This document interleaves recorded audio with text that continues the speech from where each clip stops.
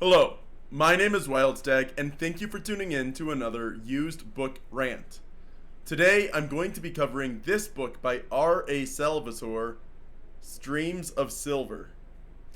I believe this was the second book written in the series, but fifth book chronologically in the Dritz Dowerden series. This is a first printing book from 1989. Cover art is by Clyde Caldwell. This is book 2 in the Icewind Dale trilogy. I didn't want to dig into the recent past, things I've read in the last couple of years, so instead I'm digging real far back into my backlogs to talk about this book. I'll show the cover art again. There's a Brainor Battlehammer, and then in the distance you can see Regis the Halfling, Wolfgar the Barbarian, and Dritz Dowerden the two-weapon fighting ranger. And this story is about Brainor Battlehammer. The first book in the trilogy is more about Wolfgar, and my understanding is that R.A. Salvatore intended for Wolfgar to be the main character of the trilogy. Instead, the most popular character was Dritz Dowerden, and he's the one that was written about in later books. So, if the first book focused on Wolfgar and his rise to prominence as a hero, the second book is about Brainor Battlehammer and his rise to power, not just as the lord of a dwindling clan of dwarves, but as the king reclaiming his home. It's kind of similar, in fact, hilariously similar at certain story beats to The Hobbit. But if it were from Thorin's perspective and he lived to be a king.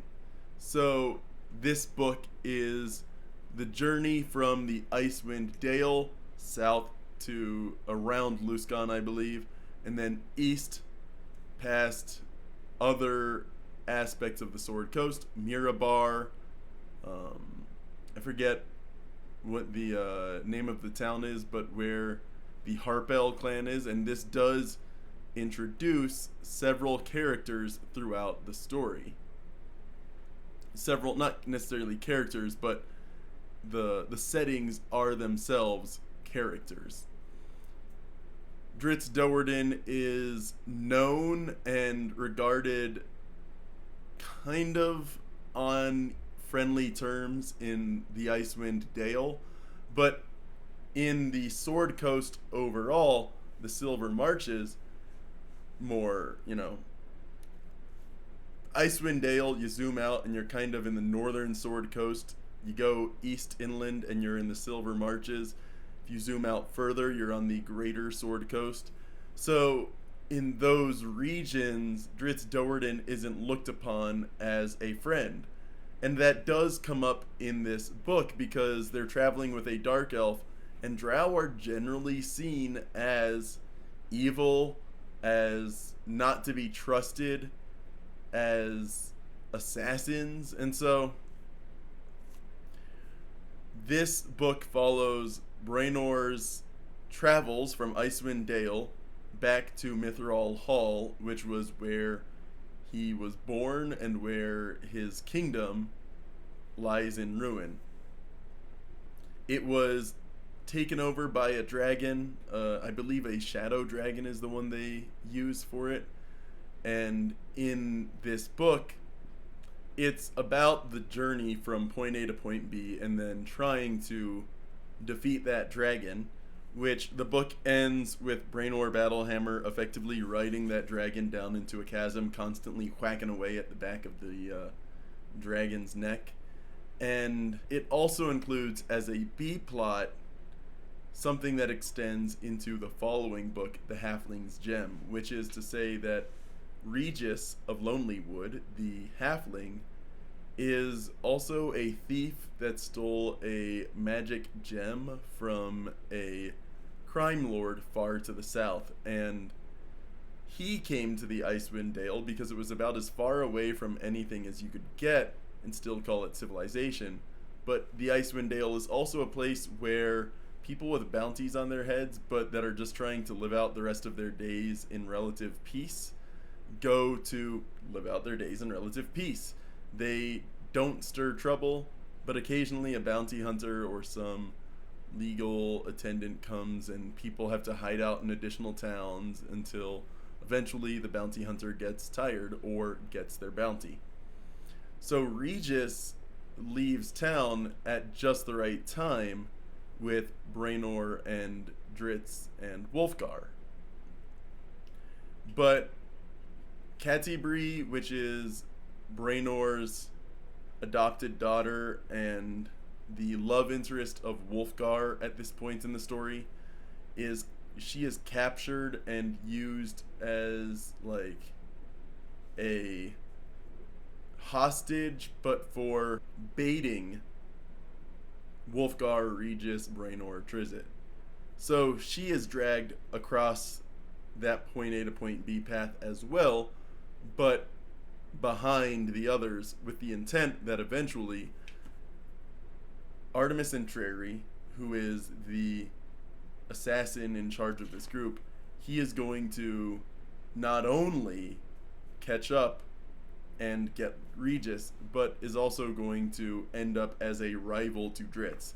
That's not his plan, but that's how it ends up, is that Artemis Entreri as an assassin is a two-weapon wielder and is equally as skilled as Dritz Do'Urden, and their fights become kind of a recurring theme throughout the stories. Eventually, and I want to say it's only by like book 8 or book 9 that Artemis Entreri actually sticks around, because he's human, and so as the characters age, so too does he. But then he also gets dragged into a storyline with a relatively neutral mercenary drow who then is kind of a mover and shaker in the Underdark, and he ends up hiring Artemis Entreri, and then they end up doing their own misadventures in other parts of the world. But that's kind of setting up stuff for the future, because again, this is a story where it's going to be a series. There needs to be recurring villains. There needs to be fights where the heroes don't win, but they draw. And so that's a lot of what goes on in here, is that there is the A plot of get back to Mithril Hall, take it back from the dragons and whoever exists there. I believe it's Dwergar. But really what it does, and this I don't think is well, I mean it kind of does it well, but it's not written in a good way, I think, is that it is just setting up for book 3 and book 4 and book 5 and book 6 all of these recurring characters, all of these recurring themes, rather than kind of being its own story and having that growing room to do that. It's almost like when this book came out, R.A. Salvatore had to have been signed for a certain number of books, or he knew it was popular enough that he was going to get more books, and so he really wanted to set it up. It's not like book 2 of a trilogy so much as it is book 2 of a series.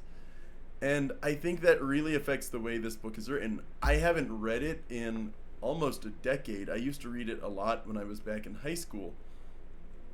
I'd read it and then reread it again, but I don't think it has the staying power that certain books in the D&D sphere do. And I'm looking at like the Iconics line that I've talked about. I've reread The Savage Caves, and it's basic. It's not much to write home about, but it has a purpose, and within that purpose, it does it well. Whereas Streams of Silver is written to be a narrative, which means it doesn't follow certain D&D rules, either AD&D or, you know, as they get closer to 3rd edition, they don't even follow 3rd edition rules. It's not, it's like it being attached to D&D is an afterthought, which it has its upsides and it has its downsides, but I think it leans more towards downsides. Now, I do like this, and I do prefer Braenor Battlehammer as a protagonist to Wulfgar or Drizzt, or really, and Drizzt. All of these characters are archetypal in ways that almost feel copy pasted. Drizzt Do'Urden is the most original character, but even then, he's so edgy that it's really hard to want to read him. Wulfgar is kind of a pastiche on Conan the Barbarian, and Braenor Battlehammer is kind of a reflection of Thorin Oakenshield, and Regis is kind of a reflection of Bilbo Baggins. So there are these aspects that are kind of copy pasted from elsewhere and shoved into the same story. I don't think it necessarily does it well, but it does it well enough for people to want to read it. So I am definitely not putting this back in. I'm not putting it into the used book system. I got it as a hand-me-down from a late uncle, and I do like the series, and I do sometimes read portions of the series. I just don't think I'm ever really going to return to Streams of Silver. There's no like particular scenes that feel like they stand out in a particular way. This sets up a storyline that is brought back in the Dark Elf trilogy, which is kind of the prequel, the origin story trilogy. When they get to Silvery Moon, Lady Illustriel, who is a major character in the Forgotten Realms setting, a lot of the major characters are wizards that are in some way, shape, or form extremely long-lived. This one is a chosen of Mistra, like so many of these long-lived wizards are. So she's a chosen of the goddess of magic. She has the blessing from that goddess, but then is also an elf. And this gives her an exceedingly long lifespan, which means she stays relevant throughout a lot of stories. In this particular story, she is welcoming towards Drizzt, but in a bring you in through the back door kind of way. He is going to disturb the citizens of Silvery Moon because he's not well known to them yet, but his name and identity is well known to her and to a few others in a few other powerful people in Silvery Moon. In this scene on page 211, you are not just any drow elf, you are Drizzt Do'Urden, a name that is destined to be heard throughout the realms. For now, though, you are a drow who is fast becoming visible to the northern rulers, and initially, at least, they will not understand that you have forsaken your people. And this tale gets more complicated, it seems.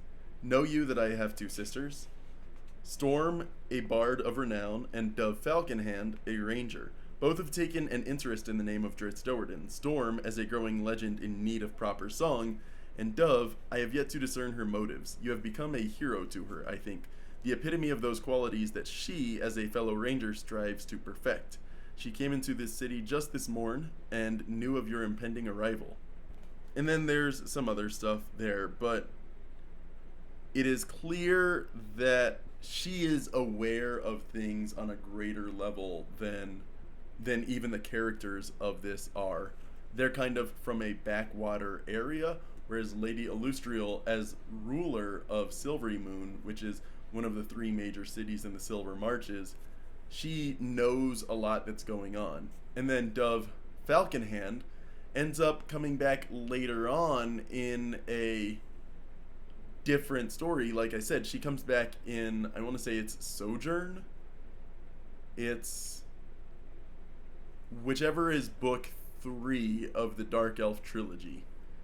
She shows up there as a ranger tasked with hunting down a drow that has been killing villagers, farmer folk on the frontier.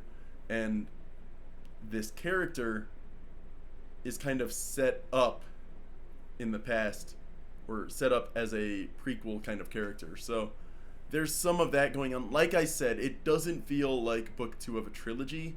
That may also just be that R.A. Salvatore is still learning how to write a good trilogy, because this is the first of his trilogies. The second, the Dark Elf trilogy, really does its job well for the story beats that it needs to. So, I like this book. I don't like it enough to want to reread it right now, and I don't dislike it enough that I want to get rid of it. So, anyway, my name is Wildstag, and thank you for tuning in to another used book rant.